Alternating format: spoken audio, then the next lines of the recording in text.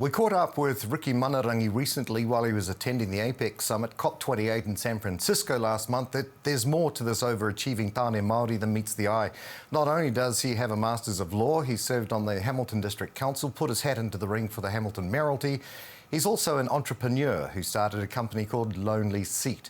Lonely Seat founder Riki Manarangi no Te Arawa, Ngāti Raukawa, Kukiairani, is with us now. Tēnā koe e hoa. Thanks for joining us. Kia ora, Neil.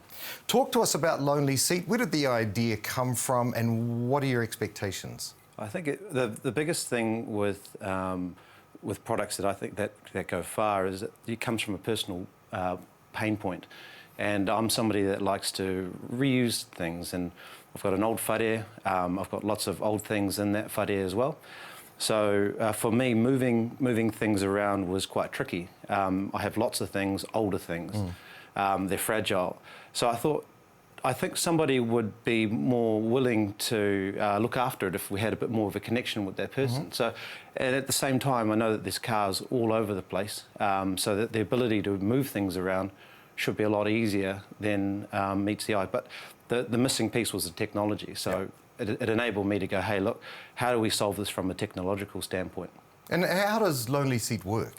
Oh, it's an online platform. Think of it as a marketplace between a driver and somebody that wants to move things around.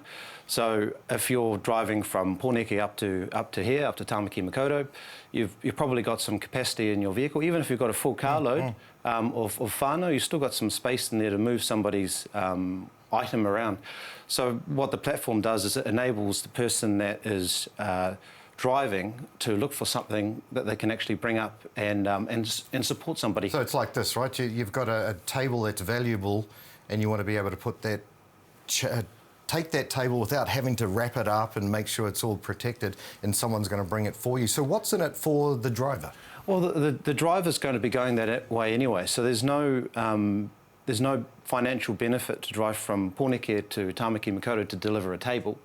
So they have to be going and heading in that direction anyway, which is why we're proud to say that Waka Kotahi were very interested in it and have supported us, part of their innovation fund.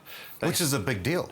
Well, we're excited, and the thinking is that with all of the excess capacity which is on the roads, 2 out of our 3 vehicles on the roads at the moment are sole occupancy. So there's heaps of space in our waka which are travelling on the roads, and this platform enables people to utilise that space a lot better.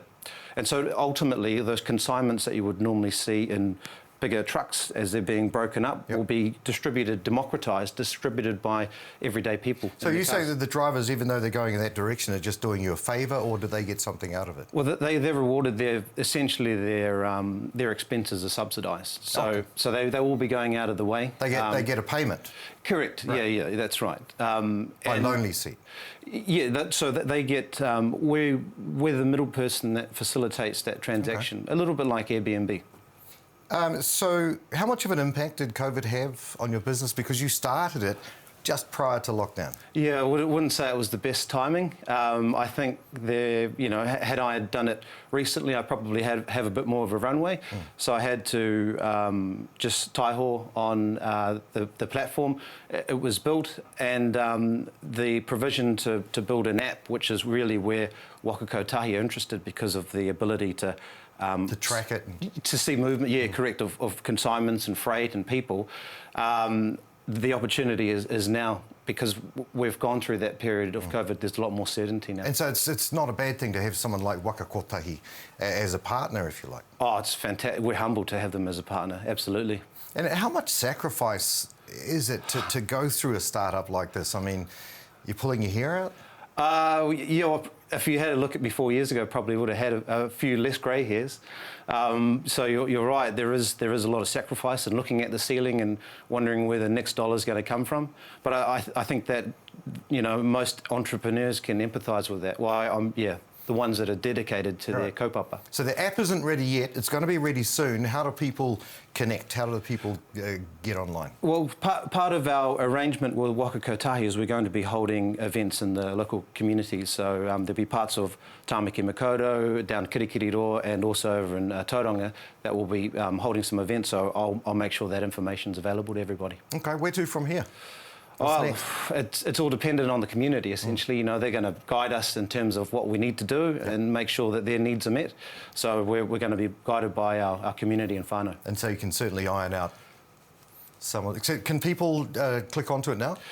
So people can go onto the website now, but in order to have the provision around things being moved around, we just ask for that patience for when that app actually comes live. Correct. Swinging out. Oh, good luck. It sounds like an awesome idea. Kia ora. Riki Manarangi, founder of Lonely Seeds. Appreciate you joining us today. Ngā mihi o hoa. Kia ora.